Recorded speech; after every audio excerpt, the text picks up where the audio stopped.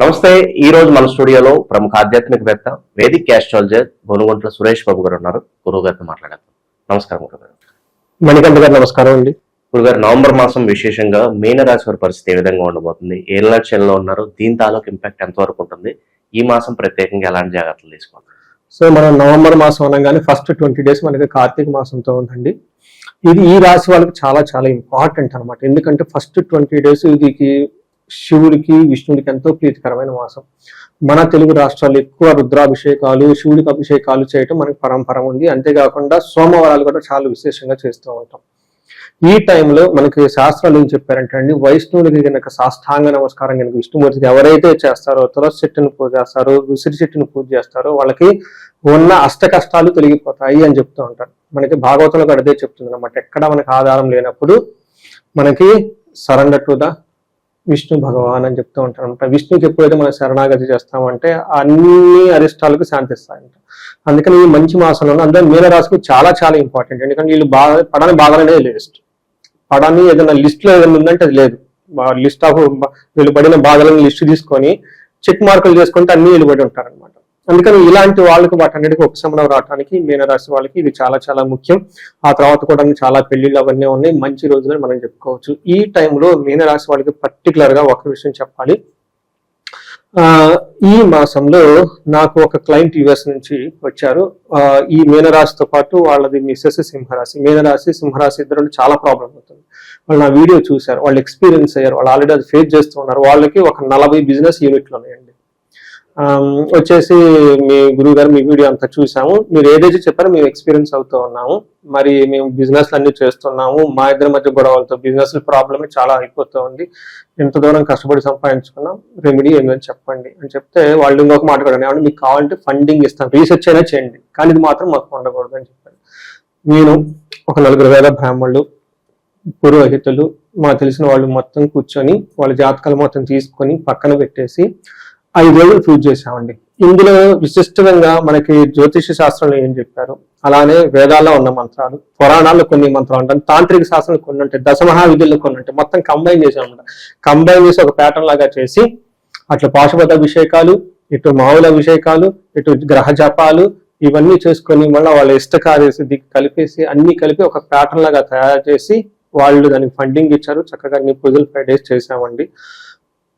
21 days కి 31 days కి positive news ఒక మెసేజ్ పెట్టారు. Very happy.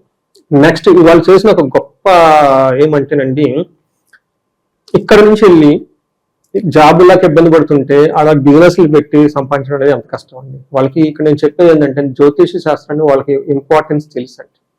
అందుకని వాళ్ళు అంత పెద్దగా ఎదిగారు. అక్కడ ప్రాబ్లం ఉంది ముందుగానే సెన్స్ అయ్యి ఇమ్మీడియట్గా ఏం మెజర్స్ కూడా తీసుకొని దానికి సంబంధించినంత చేసేసుకున్నారండి.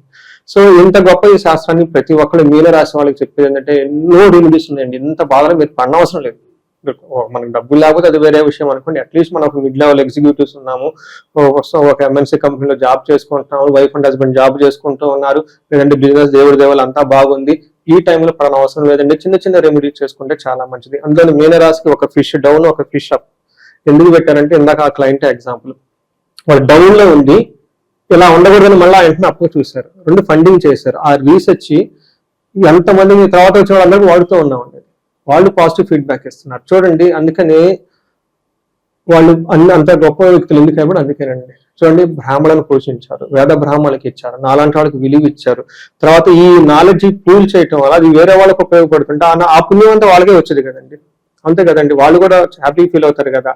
చూడండి, అందుకని ఒక చిన్న పని చేయటం వల్ల ఈ రీసెర్చ్ చేసిన ప్యాటర్న్ నేను ఇంకా లైఫ్ లాంగ్ వాడుతూనే ఉంటాను కదండి ఈ డిస్కవరీ. సో ఇలా మీనరాశి వాళ్ళు ఈనాడ్స్ని ఎంత ప్రాబ్లమ్స్ ఉన్నా కానీ చక్కటి పరిహారాలు ఉన్నాయి, అవన్నీ చేసుకోవాలని చెప్పేసి ఒక అడ్వైజ్ అండి వాళ్ళకి. తర్వాత ఎవరైనా కనుక ప్రాబ్లమ్స్ ఉంటే ఇమీడియట్లీ కాల్ చేస్తే వీ కెన్ హెల్ప్ దెమ్ అండి. తర్వాత ఈ మాసం పర్టికులర్ గా చూసుకుంటే మీనరాశి వాళ్ళకి ఒక లక్కీ ఏంటంటేనండి, ధన ప్రవాహం విపరీతంగా ఉంది. గురువు వల్ల అయితేనేమండి, శుక్రుడు వల్ల అయితేనేమి, మిగతా గ్రహాల వల్ల శని యొక్క ప్రభావం ఉంది కాబట్టి ఆ గ్రహాలు వాటి ప్రభావాన్ని చూపిస్తూ ఉంటాయి కాబట్టి మిగతా గ్రహాలు వచ్చేటప్పటికి అంత ప్రతికూలంగా అనుకూలంగా లేవు అని మనం చెప్పుకోవాలి.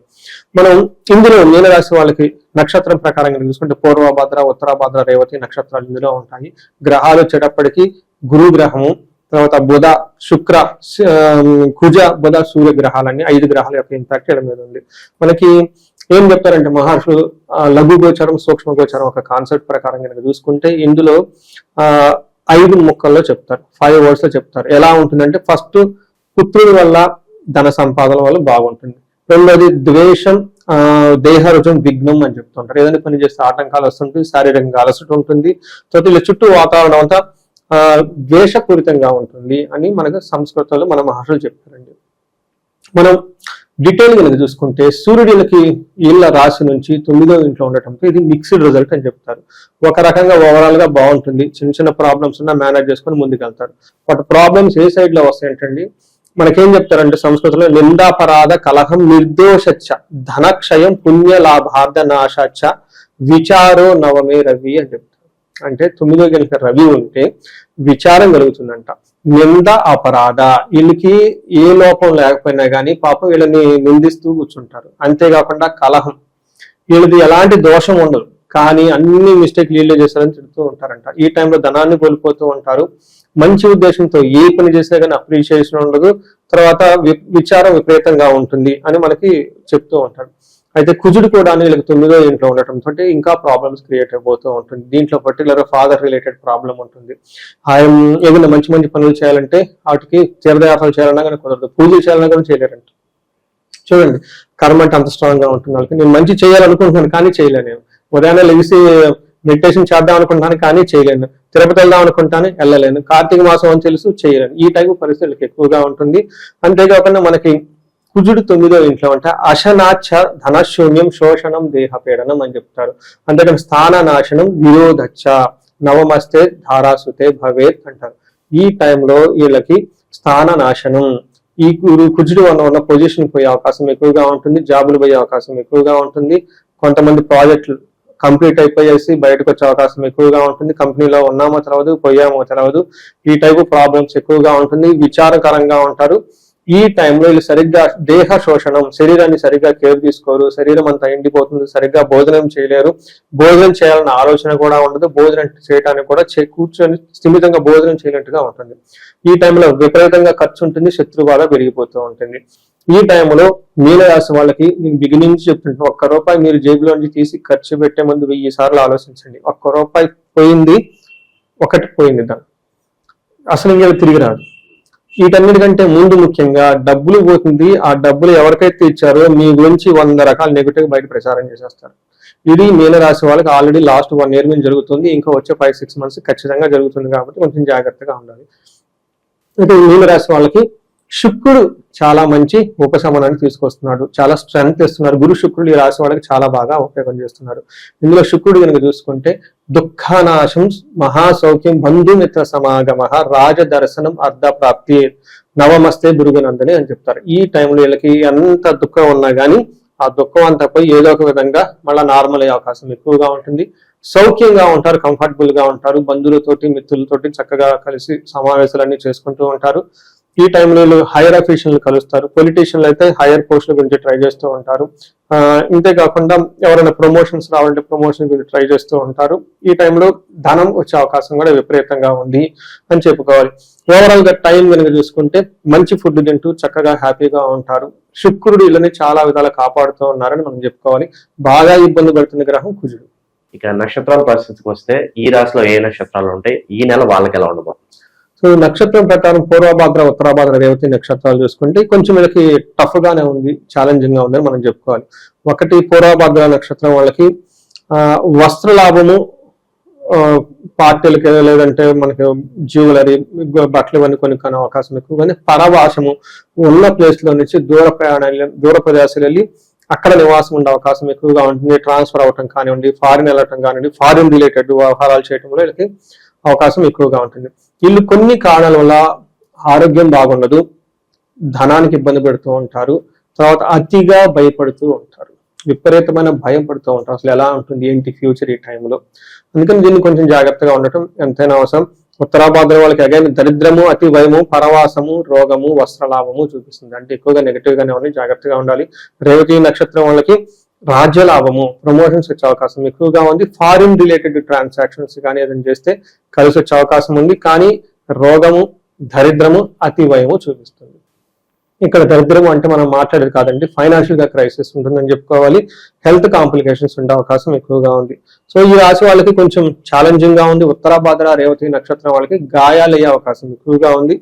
మీ చేత్తో మీ కళ్ళతో మీ బ్లడ్ ని మీరే చూసుకునే అవకాశం ఎక్కువగా ఉంది. చిన్న పేపర్ కట్ కానివ్వండి, పెద్దదైనా అయి ఉండొచ్చు.